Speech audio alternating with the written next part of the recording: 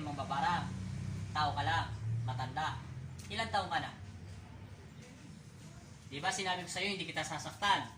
Ang tanong ko lang ay sagutin mo para hindi tayo mag-away. Dalawa, naintindihan mo? Ilan taong ka lang? Hindi ko muna alamin ang pangalan mo, ilan taong ka lang? Sinungaling ka, hindi ka tao, demonyo ka. Yung totoo, sasaktan kita. Itim ang iyong mga mukha at ang iyong mga mata ay nakakatakot sa normal na tao. Pero sanay na ako makakita ng ganyan. Ang iyong mga mata ay demonyo. Di ba demonyo ka? Di ba? Yung totoo, sino kang demonyo? Bibilangan kita ng isa sa ngalan ni Jesus. Ano? Aalis ka sa loob ng katawan niya? Hindi. Aalis ka? Tanggalin mo muna yung nilagay mo sakit sa kanya. Isipan. Gamitin mo yung dalawang kamay niyan. Tanggalin mo.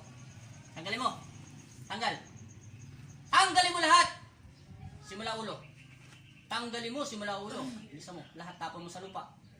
Bakit nasa loob ka ng katawan niya? Ano ang misyon mo sa lupa? Sirain ang pamilya nito? Yung ba ang misyon ng binigay sa'yo ng kapwa mo demonyo? Yung totoo. Bakit nasa loob ka ng katawan niya? Saan ka nakatira? Saan ka nakatira? Ha? Saan? Papatayin kita. Isa. Sino ka ba talaga? Nakikita na kita eh. Di ba sinabi mo lalaking matanda ka? Sabi mo tao ka. Taga saan ka? Hindi ka taga rito. Paano ka napunta sa loob ng katawan niya? Saan ka, paano ka nakasakay sa loob ng katawan niya? Paano? Ayaw mong salita. Di ba gusto kita makausap na maayos, hindi kita sasaktan? May isa akong salita. Ngayon, kausapin mo ako, papakawalan kita. Pero pag hindi mo sinasagot ang tanong ko na maayos, hindi kita papakawalan. Hindi ka rin naman makakalis sa loob ng katawan niya hanggang hindi lumalabas sa aking bibig. Anong gusto mo sa katawan niya? Pumasok ka lang. Ba't ganyan ang mukha mo? Parang itim, parang demonyo.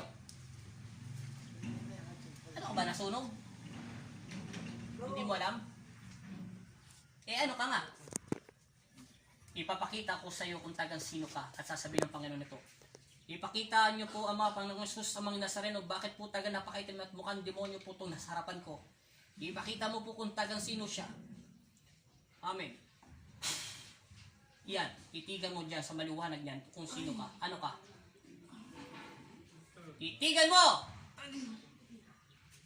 Alis ka na sa kadulog ng katawan niya. Hindi ka na babalik. Ba't ganyan ang mukha mo para sunog? Para kang demonyo. Ano ka ba, nasunog? Ha? Alis ka na. Tanggalin mo lahat ng nilagay mong sakit. Ano ba ang sakit nilagay mo dyan? Tatanungin ko to sa Panginoon, pipigayin kita. May anghel ka ba nakikita sa paligid mo? Ilan? Wala ka nakikita. Meron ka bang anghel nakikita sa paligid mo? Meron, wala? Ilan? Ilan? Hindi mo mabilang ang anghel na sa paligid mo, ibig sabihin hindi ka karaniwang tao. Hindi ka bibigyan ng anghel ng Panginoon ng ganyang kabilis kung hindi ka. Sinungaling ka. Ano? Ilan ang anghel na sa paligid mo? Sa ngalan ng Ama, ng Anak at Espiritu Santo, amen. Tatlo. Ilan ang may hawak na sibat sa'yo? Ilan? Dalawa. Ibig sabihin, hindi ka tao. Isa kang demonyo, di ba? Yun ang totoo, di ba? Hindi ka bibigyan ako ng anghel ng Panginoon kung hindi ka masamang tao. Naintindihan mo? Anong gagawin mo sa loob ng katawan ng tao? May misyon ka sa lupa. Naintindihan mo? Pag-iiwalayin sila mag-asawa? Ano ang misyon mo? Ayaw mo talaga magsalita. Ano ang misyon mo? Tutusukin ko ang puso mo. Ano ang misyon mo sa lupa? Sirain ang pagmamahalan ng mga tao? Bakit ka bibigyan ng anghel ng Panginoong Kristo? Ibibigay niya sa akin ng tatlong anghel. Hindi niya pinapahintulutan niya pumunta agad dito sa lupa kung wala kang gagawin masama dahil ikaw ay makasalanan tao. Naintindihan mo? Naintindihan mo? Alis ka sa loob ng katawan niya. Huwag kang babalik. Naintindihan mo? Hindi ka tao. Naintindihan mo? Hindi ka masasaktan dyan sa tatlong daliri niya ng basta-basta lang. Naintindihan mo? Tanggalin mo lahat ng nilagay mo. Wala kang karapatan na pangunahan to. Pag-aari to ng Panginoon. Naintindihan mo? Ilan buwan ka na nasa loob ng katawan niya? Taon na ba? Matagal na? Hindi dito patay. Huwag mo kong lokohin. Tutusukin ko buong katawan mo.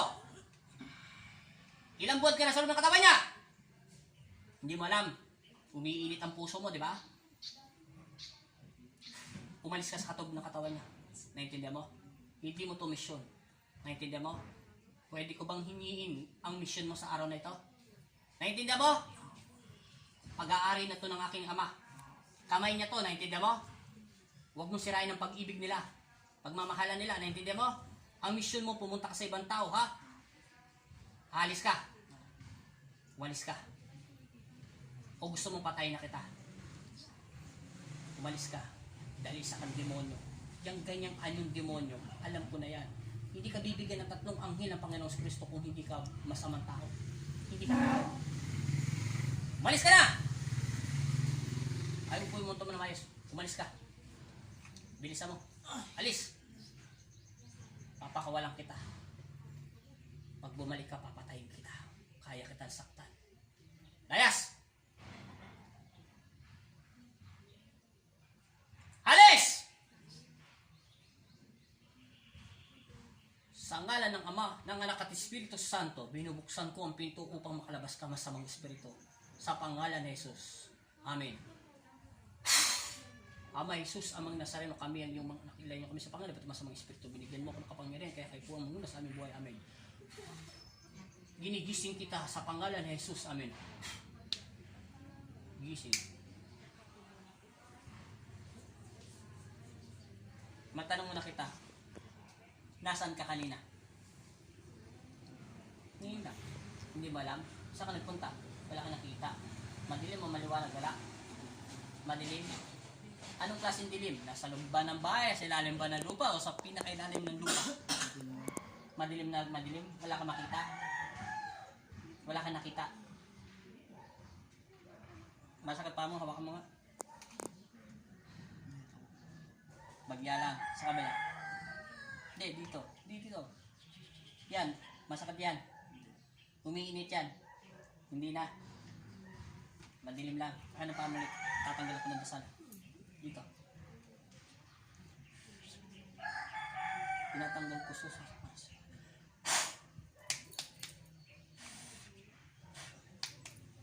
nasa ilalim pa lang ng lupa? O talagang madilim lang? Wala ka makita? Wala ka nakikita liwanag? Anong ibig sabihin yun? Kailangan mo magdasal at magsimba, naintindihan mo? Bakit mo nasabi na 3 anghel mo? 3 yung nakikita mo anghel sa paligid mo. Sinabi mo ba yun? Na 3 anghel? May nakita kang anghel? Ilan? Eh ba sinabi mo kanina wala ka nakikita?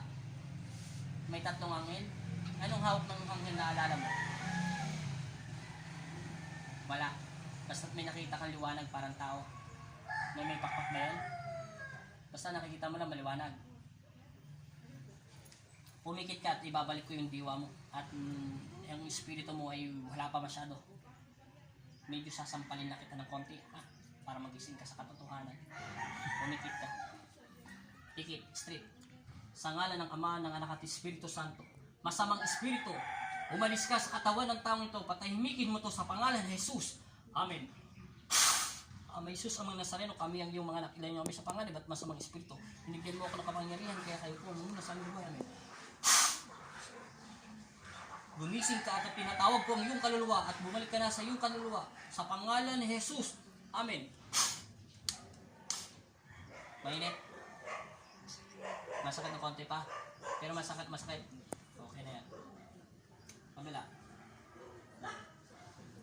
O ngayon, gising ng diwa mo. Ilan ang nakita mo? Wala ka nakita? Wala ka nakita ngayon? Pero meron ka na, madilim o maliwanag? Madilim lang. Wala ka nakita liwanag. Okay na. Mas